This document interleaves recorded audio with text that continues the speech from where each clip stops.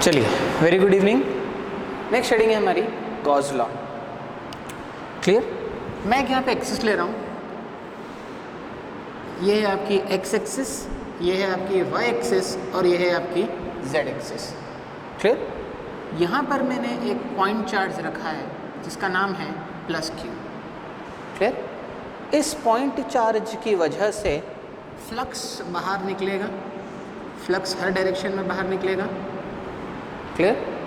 तो हम यहाँ पर जब भी एक पॉइंट चार्ज होता है, पॉइंट चार्ज की वजह से जो गॉसियन सरफेस बनती है वो एक स्फीयर बनती है। क्लियर? एक स्फेरिकल सरफेस रहती है। पॉइंट चार्ज रख देंगे तो हर डायरेक्शन में रेडिएट करेगा, इस वजह से जो आपकी एक सरफेस बनेगी वो स्फीयर होगी। क्लियर? तो मैंने इसको एक स्फीयर यहाँ पर मैंने रख दिया। क्लियर? अब ये जो फ्लक्स है वो इस सरफेस से बाहर की तरफ निकल रहा है। क्लियर? तो according to the Gauss law flux को हम साई से डिनोट करेंगे। Flux emerging out from the closed surface is equal to the charge enclosed by that surface. Clear? तो यहाँ पे लिख रहा हूँ मैं psi is equal to q enclosed. Psi को हम रिप्लेस कर सकते हैं, psi can be written as integration of D dot D S.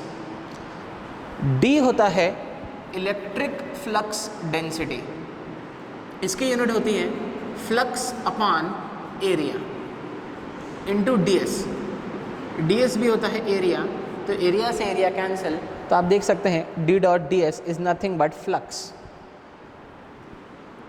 Q enclose को हम लिख सकते हैं rho V into D V. Volume integration करना है तो integration of rho V into D V. Clear? चलिए, अब आप देख सकते हैं एक तरफ सरफेस इंटीग्रेशन है और एक तरफ है वॉल्यूम इंटीग्रेशन।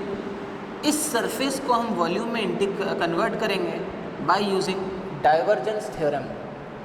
तो डाइवर्जेंस थ्योरम की मदद से हम डी डॉट डी एस को लिख सकते हैं integration of del dot D, integration over volume, del dot D is equals to integration of rho V into D we.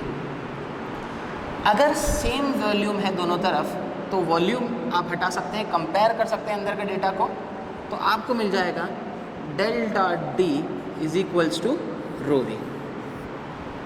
This is your Gauss law.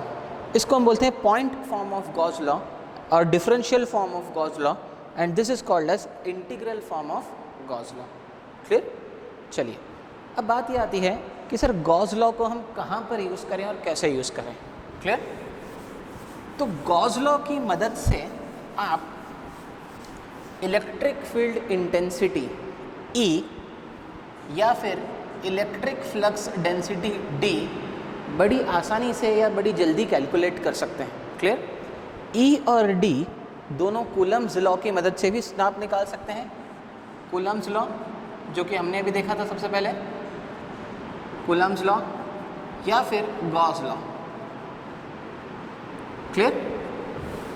Gauss law को apply करने के लिए आपका जो चार्ज डिस्ट्रीब्यूशन है वो symmetric होना चाहिए।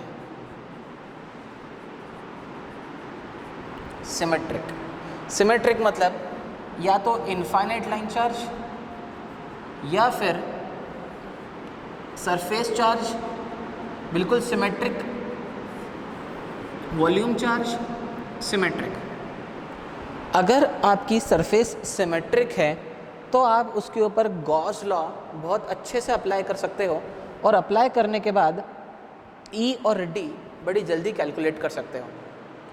पर अगर आपकी सरफेस सिमेट्रिक नहीं है, मतलब चार्ज डिस्ट्रीब्यूशन सिमेट्रिक नहीं है, तो गॉस लॉ तो अप्लाई होगा, पर गॉस लॉ की मदद से आप E और D कैलकुलेट नहीं कर सकते हैं। Am I clear? बहुत सिंपल शब्दों में बोल रहा हूँ मैं, अगर चार्ज डिस्ट्रीब्यूशन सिमेट्रिक हो तो गॉस लॉ लगा लो और E और D निकाल दो, और चार्ज डिस्ट्रीब्यूशन सिमेट्रिक ना हो तो कूलम्स लॉ की मदद से आपको E और D कैलकुलेट करना पड़ेगा। फिर चलिए हम कैलकुलेट करते हैं। Electric flux density D calculate करते हैं due two point charge. Clear? तो सबसे पहले इसकी एप्लीकेशन हम देखते हैं थ्रू पॉइंट चार्ज।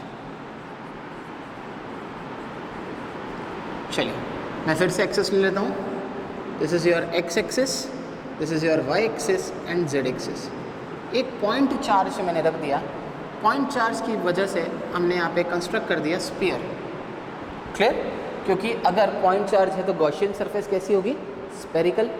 क्लियर? अब मैं यहाँ पे प्लस क्यू चार्ज रख देता हूँ. मैं इस प्लस क्यू चार्ज की वजह से, मेक इट कैपिटल, इस प्लस क्यू चार्ज की वजह से इस पॉइंट P पर electric flux density D calculate करना चाहता हूँ. क्लियर? तो मैं अप्लाई कर रहा हूँ गॉस लॉ. गॉस लॉ के according flux is equal to charge enclosed. यही सबसे बेसिक इक्वेशन है और हमेशा हम यहीं से स्टार्ट करेंगे.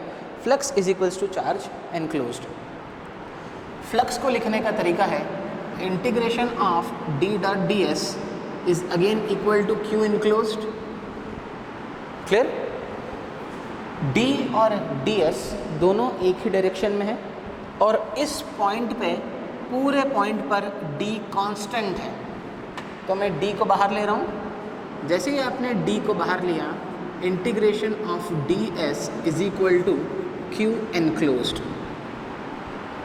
सरफेस एरिया ऑफ स्फीयर होता है 4 pi are square. q enclosed q के बराबर है, is equal to q.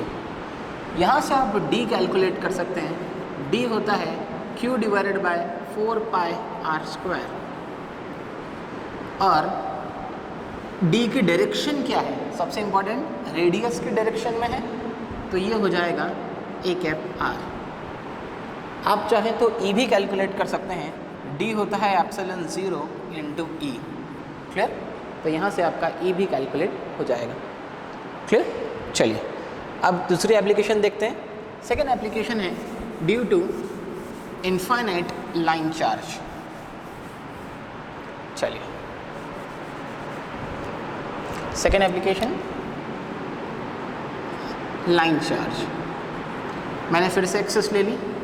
x, y and z. मान लेता हूँ z एक्सेस पर बहुत सारे चार्जेस रखे हुए हैं. क्लियर? अब आप देखें इन चार्जेस की वजह से फ्लक्स इस डायरेक्शन में जाएगा, इस डायरेक्शन में जाएगा. अगर एक लाइन है तो लाइन की वजह से फ्लक्स ऐसा ऐसा ऐसा ऐसा ऐसा इन डायरेक्शंस में जाएगा. इन शॉर्ट अगर आप उसको इमेजिन करें तो जो गॉसियन सरफेस होगी वो कुछ भी नहीं, एक सिलेंडर होगी. Clear? The Gaussian surface is nothing will be a cylinder. जब भी चार्ज डिस्ट्रीब्यूशन लाइन के अबाउट होता है हम हमेशा सिलेंड्रिकल कोऑर्डिनेट सिस्टम लेते हैं. क्लियर? और एक पॉइंट होता है तो हम स्फेरिकल कोऑर्डिनेट सिस्टम लेते हैं. मान लेता हूँ इस P पॉइंट पर मैं D कैलकुलेट करना चाहता हूँ. Clear? Again simple Gauss law, flux should be equals to Q enclosed. Flux को लिख सकते हैं हम integration of D dot ds. Clear? इस पूरे सिलेंडर की लेंथ मैंने मान ली L लेंथ हो गई. Q को मैं लिखूँगा रो L इंटू DL या फिर रो L इंटू L. रो L होती है लाइन चार्ज डेंसिटी. इसका मतलब होता है चार्जेस पर यूनिट लेंथ, और उसको आप मल्टीप्लाई कर रहे हैं लेंथ के साथ, तो लेंथ से लेंथ कैंसिल हो जाएगा, मिलेगा चार्ज. देखिए लास्ट वाले केस में सिर्फ एक चार्ज था तो Q लिख दिया था हमने. यहाँ पर n नंबर ऑफ चार्जेस है तो इसलिए आपको चार्ज डेंसिटी के टर्म्स में लिखना पड़ेगा. तो हमने इसलिए इसको लिख दिया रो L इंटू L. क्लियर? चलिए D और ds फिर से एक ही डायरेक्शन में है. D कॉमन ले रहा हूँ मैं. Integration of ds is equals to rho L into L. Surface area of cylinder. Cylinder का सरफेस एरिया होता है 2 pi r L, where L is the length of the cylinder, is equals to rho L into L. L से L cancel, D मिलेगा rho L upon 2 pi r, और D की direction यही होगी, that is a cap rho. तो यहाँ से आपने D कैलकुलेट कर लिया. आप E भी कैलकुलेट कर सकते हैं. through formula D is equal to epsilon 0 into E. Okay? Thank you.